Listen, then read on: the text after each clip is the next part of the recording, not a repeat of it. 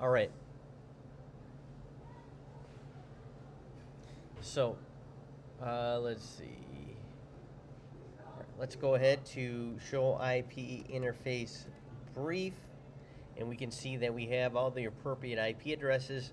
Let's do a show run and show running config. Let me just type in the full command, show running config.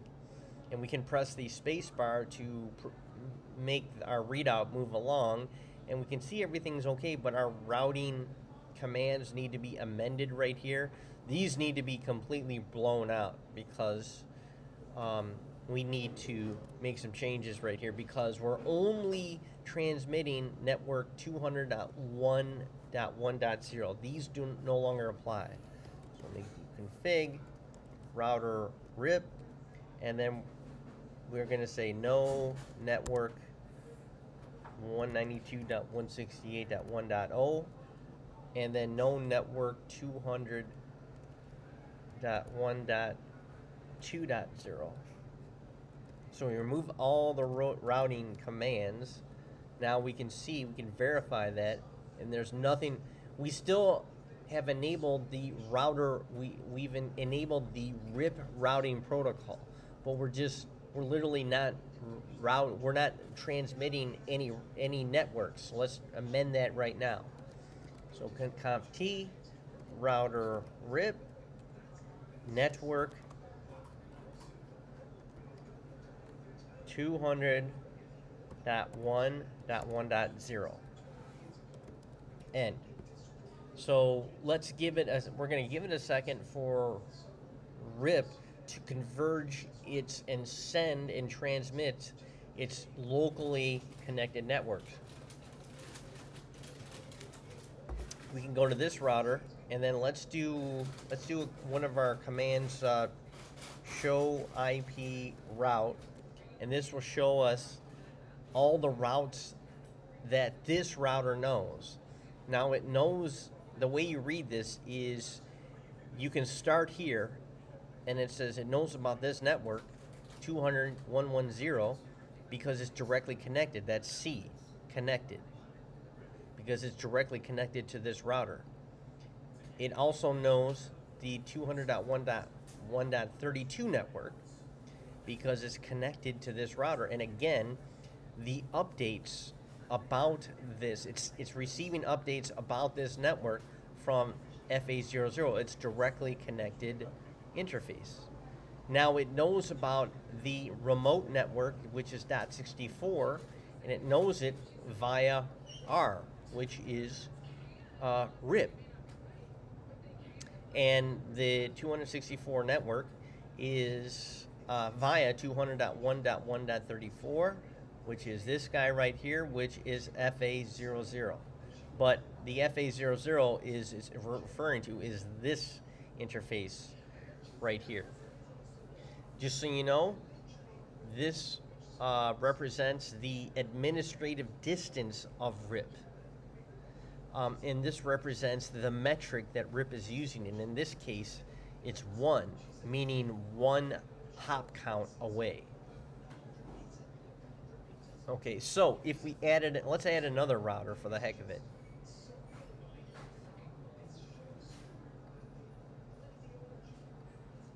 Put the router right here, and let's connect them via serial cable. So serial 20, let's do some symmetrical design here. Serial 20 to serial 20 here. Okay, and we're not going to connect it on this side. We're just going to connect it on this side.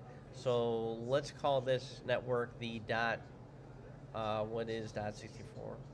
.96 network.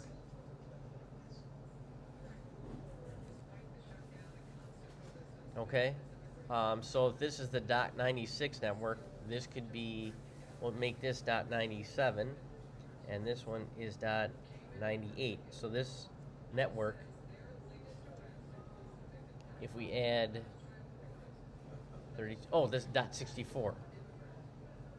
No, wait a minute, .64, we're adding, let's see, 32, so it's 96. Okay, so we're good. But the full IP address is 200.1.1.96. that is the actual network right here, because if we go back to this, we're simply adding 32 to 64 to 96. So 96 is a perfect multiple of 32. So that's dot 97, that's dot 98. So we're going to go to this router. Well, we have the console connection there, so we'll go here and we'll go to terminal.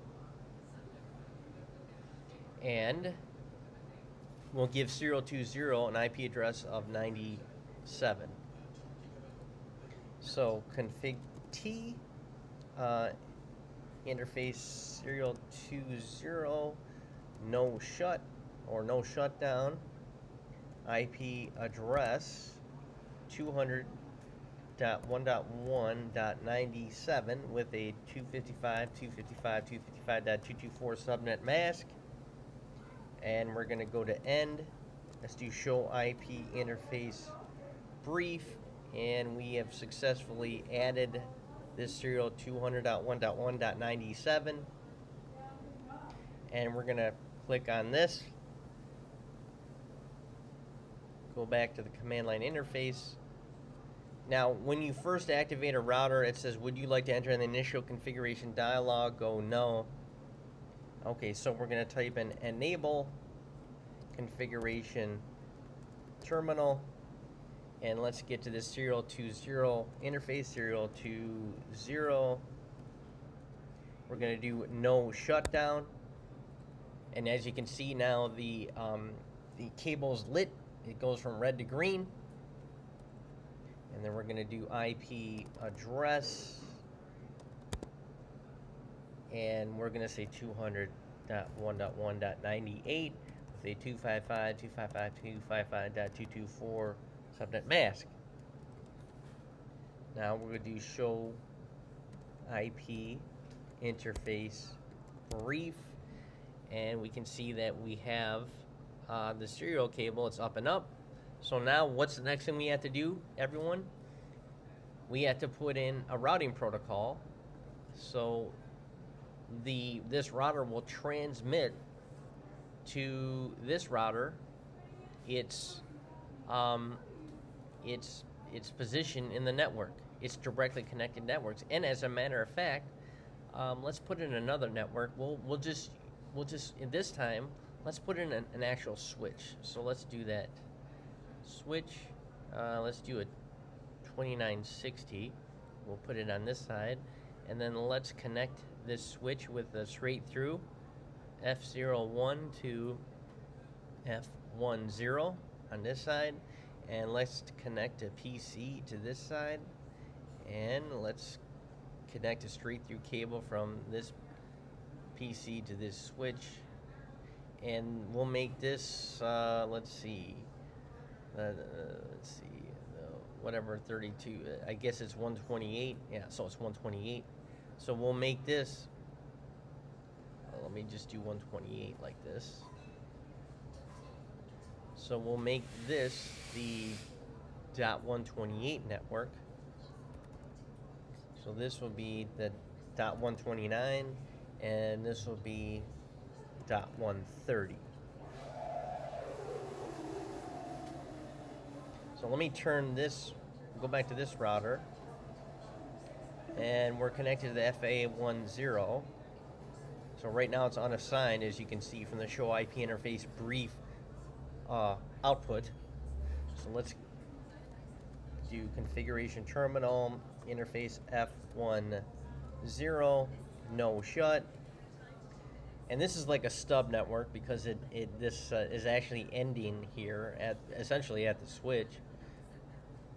So IP address 200.1.1.129, since this is the 128 network. Oh, and 255, 255, 255, 224. End. Okay, and for the heck of it, let's give this PC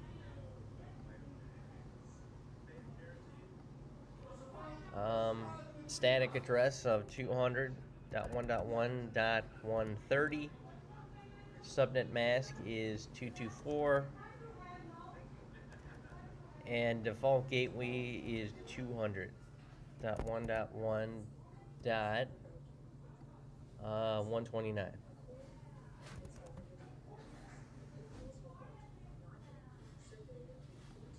Okay, so go back to this PC, go to command prompt, do ipconfig, and we can see that IPv4's address is 130, default gateway is 129, subnet mask is in fact um, 255.255.224. Now again, for this router 3, what's the one thing I haven't done yet?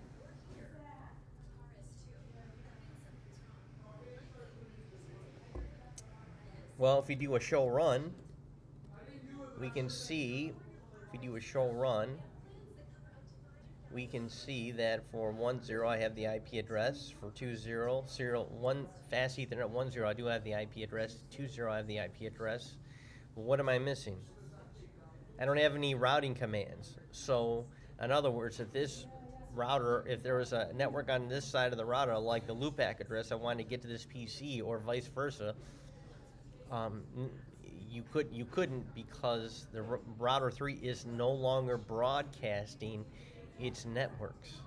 So let's go ahead into this router 3, do configuration terminal, and then router RIP, and then all we're doing is broadcasting the one network 200.1.1.0, and we're calling it good. So we can do show IP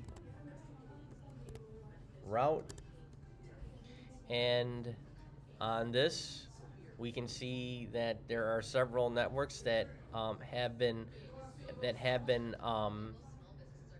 router 3 has learned about, and we can see all the networks, how in fact he's learned about each network. So 200.1.1.0 he's learned from the via RIP, the .32 he's learned via RIP, and 200.1.1.64 he has learned by RIP. So now we don't actually have that much longer to go today. Um, there is something vital I want everyone to understand. Also, I can actually save this topology and I can send it along when I upload the video if everyone wants. Yes, please upload this. I shall do that, but now I want to challenge everyone that sometimes if you have, let's say you have a network like this, you have this network, and then you have some intervening technology between these routers. Now these routers are going to be connected via layer 3. They're going to be connected via routing protocols. So let's say, for example, you're running RIP here, you're running RIP here. So because both of them are running RIP, they can build adjacencies. Okay, they can talk to each other, and there is a network with, let's say, 20 hosts on here. There's a network of 20 hosts here. Now I want everyone to put their thinking caps on. Okay? So it's a /24. I want everyone to forget about what the initial IP address is. All we have to worry about is a /24. We're wanting to make it, we're going from a /24 to a /27.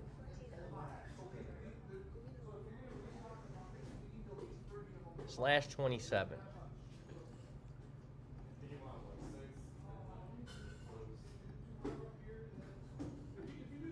So we're borrowing, I'm going to say, we're borrowing 3 networks. So it's going to be 2 to the third is 8. And we can look at, and we don't need to worry about knowing that. We can just use our chart. 2 to the third is 8 networks, and we can look at our chart right here Okay, 2 to the third is 8 networks. That's how we can. That's how we use our chart. If we're, let's say we wanted 64 networks, how many bits would we have to borrow?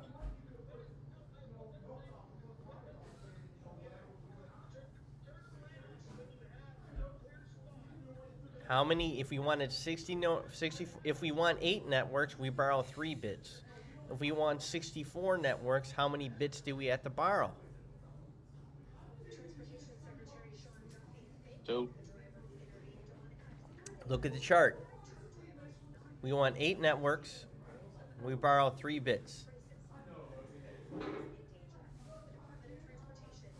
So we want 64 networks. How many bits do we borrow? Oh, it's four. Is it 4 bits?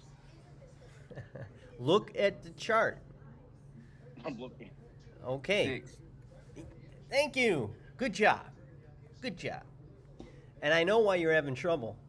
Because you guys are probably like, who would borrow 6 bits? There's only so many available, right? There's only 8. But keep in mind, when we make 64, a lot of these, I've been giving you examples of Class C's, but a lot of times we're dealing with Class A's because the 10, and I'll just write it right here, the, sorry about that, let me just write here, the 10.00 network is actually a private Class A network. So we can use the 10 dot network all day long. So yes, if you look at this, if the 10 dot network is only /8, do you know how many networks we have available? I mean, my gosh, it's mind-blowing. Okay, if only there's only 8 ones that are dedicated to the network, so that's how many zeros that we have available for hosts. That's an unbelievable amount. But right now, just for while we're beginning our journey into subnetting, I want to keep the fact that we're dealing with Class C's. So it is a lot of networks that are saved for the bits. But look at this. If we're borrowing 3, think of it. Here we have this network right here. Okay?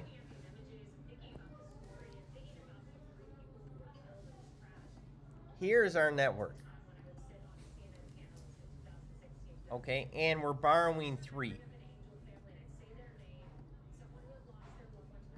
So we're borrowing 3. So initially, the window is here because the window ends at the end of the contiguous ones. Okay, the window ends. But we have added ones to this side. So this is a 1, that's a 1, and then that's a 1. So we have 3 more bits. So /27 means 27 ones dedicated to the network. But we have to take into account the fact that there's 3 bits per network that are dedicated to the network.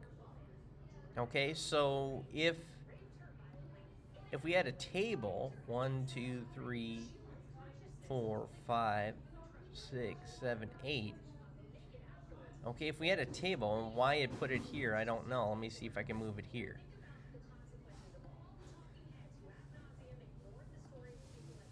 So we have this network, this node, or this slot that's dedicated to the network, this slot that's dedicated to the network, this slot that's dedicated to the network. What do these 5 slots represent? Host. Mm-hmm.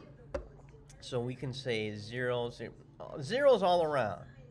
So the host can be any combination of zeros or ones on this side of every network.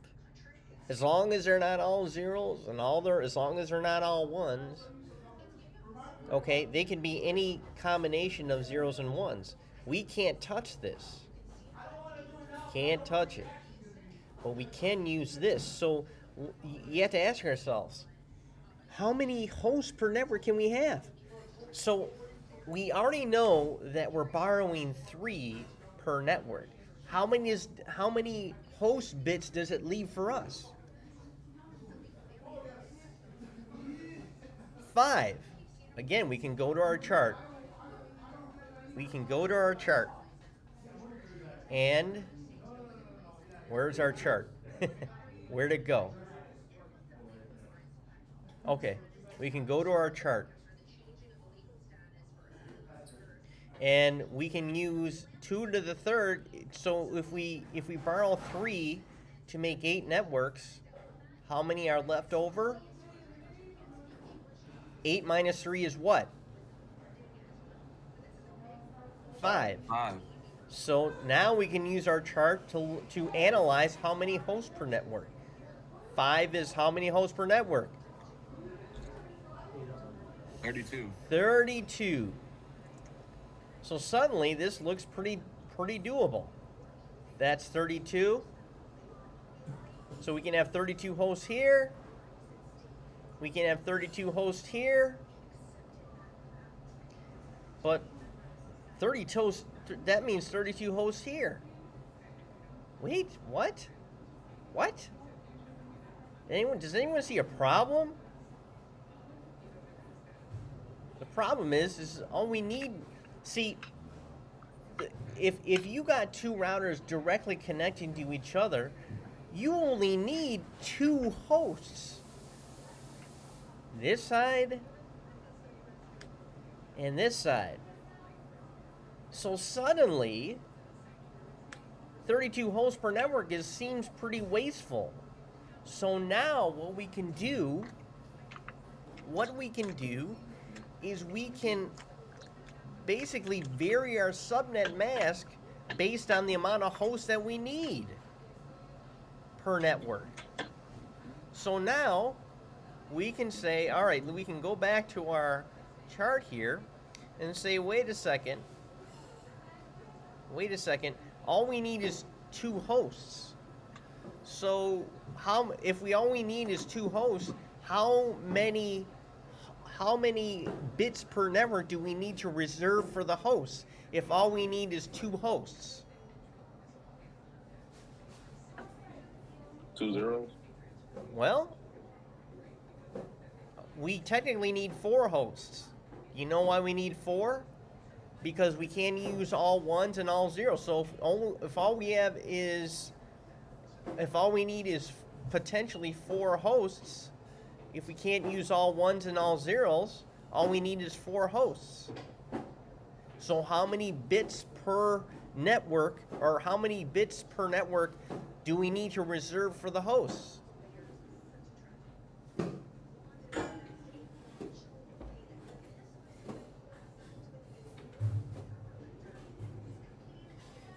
How many? 2. 2 to the second power is 4. We only need 2 bits on a transport network that are dedicated to the hosts. So guess what? That means that means we can say, okay, 1, 2, and all the rest can be dedicated for the networks. Okay?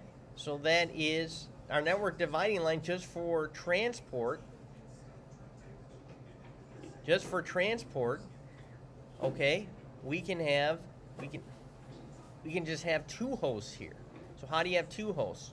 Well, you reserve 2 bits per network. So our networks is basically /25, 6, 27, 28, 29 /30. Just for this network. Okay? Okay, so now our subnet mask for this network is 252. So now we're going to go back into here and we're going to change this from a /27 to a /30.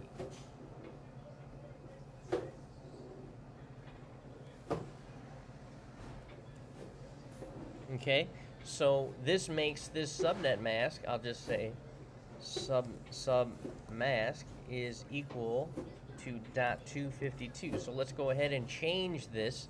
Boy, oh boy, I hope I have enough time. So we're gonna go back to these we're just gonna do this internal interface. So we'll say interface F0, we'll do them all actually. And we'll say IP address 200.1.1.33, okay? And this time we'll give it a 255.255.255.252 subnet mask. We'll go to end, and we'll do the same thing on this side. But this time we'll say it's still .34, but it's in the 250. It's in the same network of 34. So we'll say configuration terminal, and we'll do interface F00, and we'll do IP address 200.1.1.34 with a 255.255.252 IP address. And let's see. Now let's go back to this address, and let's do show IP route and /30. It does recognize it, but it won't be able to. It will not be able to ping. And actually, what I'm going to do, I'm just going to leave you on a cliffhanger, and then we'll talk more about it on Tuesday. So the homework that I'm going to upload tonight will require you to. I'll give this to you, but it will require you to basically build this. Well, I'm not going to worry about the various different subnet masks. You'll just use one subnet mask throughout. And then we'll talk more about this on Tuesday. Okay? All right, everyone have a good weekend. And I will upload this recording in a different way, so you're not going to have to wait 48 hours for it. And I will also upload homework this weekend due by Tuesday. Okay. Everyone have a good rest of the day.